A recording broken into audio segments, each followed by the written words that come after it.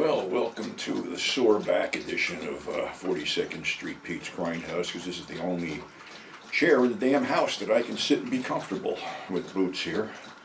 Because Boots wakes me up every morning by lapping my face, and the other one does the same shit. Anyway, public service announcement first, because by now we all know that Joe Biden has prostate cancer and it's metastasized into his spine.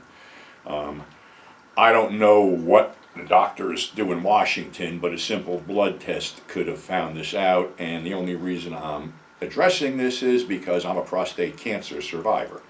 Probably a lot of you didn't know that, but it was way before I moved up here. It was I was planning to get out of Jersey, and that's the first thing that stymied me was a routine blood test that my PSA or whatever the fuck they said was way high. And then I had to go get the butt plug from hell, and then I eventually had to get it removed, which basically I almost died, and not from the surgery, from the fuck-ups that the hospital did. So, you know, if you ever get diagnosed with this, I know when you hear the C word, everything shuts the fuck down, and you're susceptible to all kinds of shit. Don't be. Get your head together and have a good support system and make the right decision.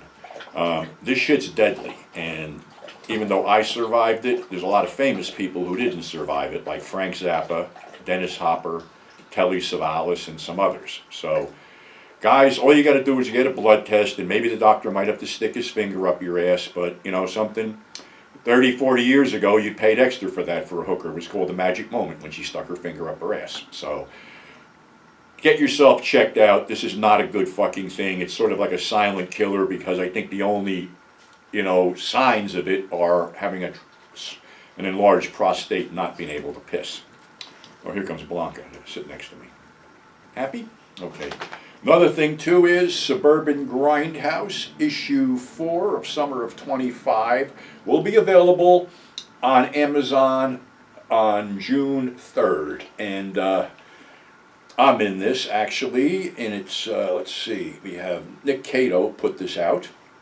We have Billy Nocera, Chris Gilpin, Dennis Daniel, and myself. A lot of things were covered. The Blood Island stuff, French Super Mayhem, Blaxploitation, all kinds of good shit. So again, it's put out in January 3rd, Suburban Grindhouse, summer issue, so definitely check it out.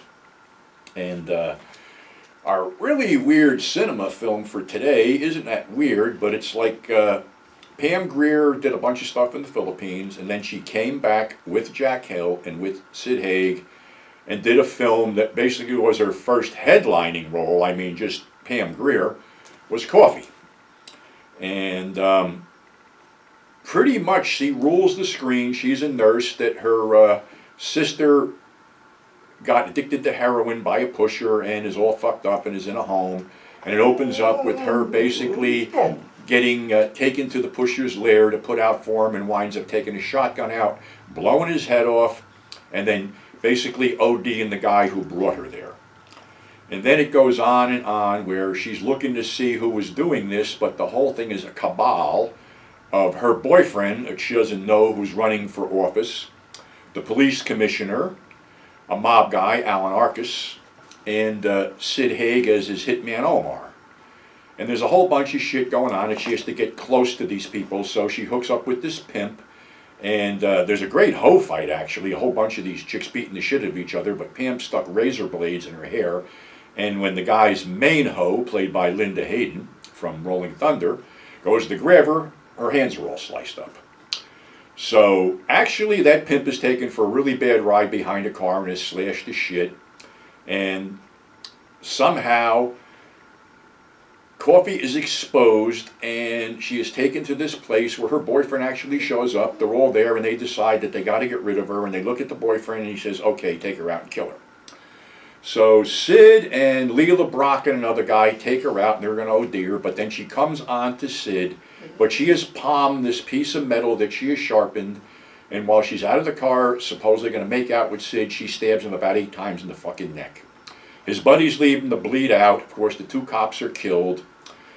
She goes back to find the mob guy and the police commissioner and takes them both out, then goes to find her boyfriend, who was sort of talking her down. I didn't mean that, we got to do this and that and the other thing. And then another female voice echoes through the house with this blonde with really big tits comes out of the bedroom. And then Pam just decides to shoot the guy in the balls and the film ends. So that was her first big role over here, and then it was followed with Friday Foster and Foxy Brown and stuff like that. Then mainstream films like Fort Apache, The Bronx, TV series. So Pam did really well. Weirdly enough, Jack Hill had said that Sid and Pam were his version of Tracy and Hepburn.